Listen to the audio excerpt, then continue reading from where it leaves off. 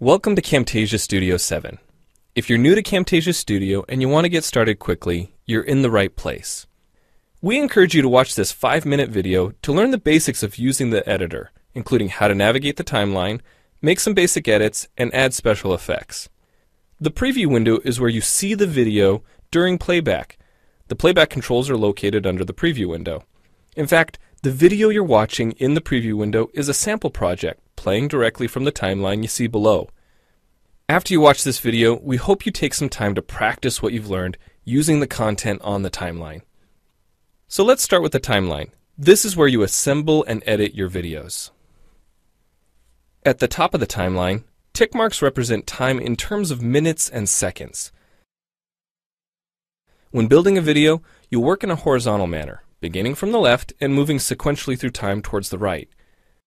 To make precise cuts and selection, use the zoom slider to magnify the view of the timeline. And when adding elements to your video, such as a call-out or audio clips, these are placed on different tracks. Tracks are created automatically, when you need them, when elements are added to the timeline. So depending on your video, you may be working with several tracks at one time. To change the position of an element on the timeline, just drag it.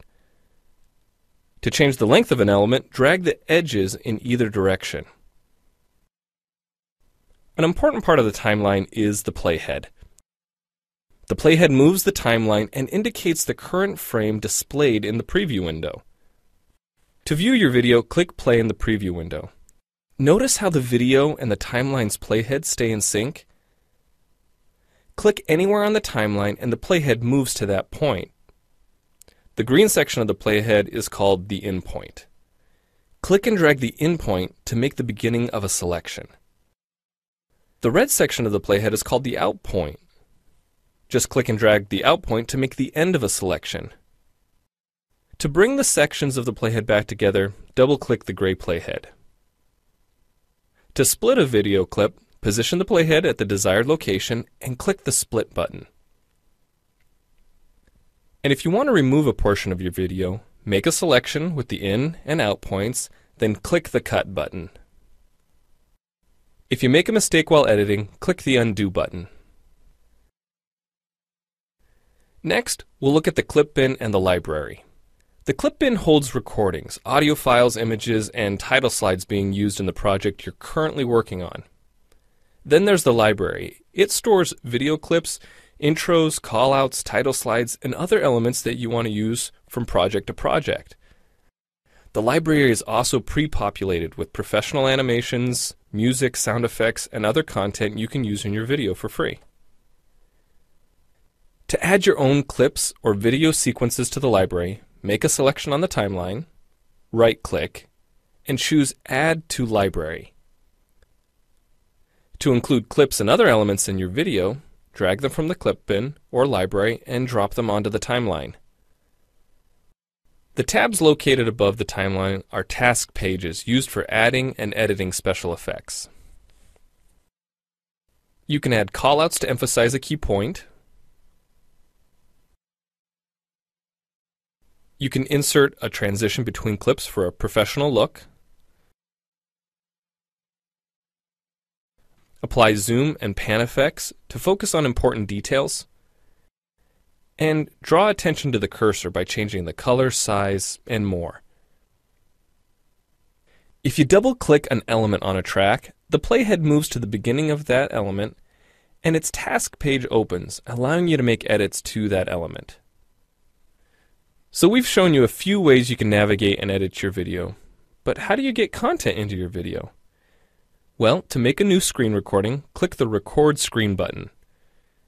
If you already have an audio or video recording to use, click the Import Media button.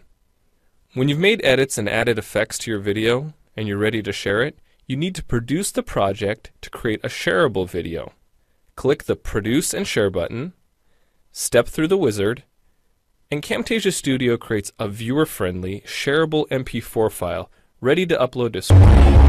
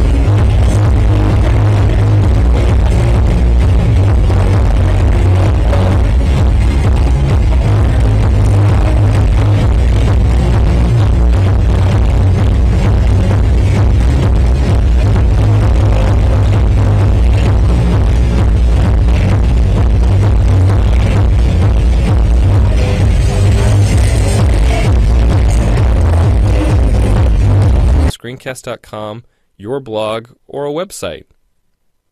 Well, it's time for you to try Camtasia Studio out for yourself using the content on the timeline. The help file in Camtasia Studio will help you use each of the Camtasia Studio features and applications.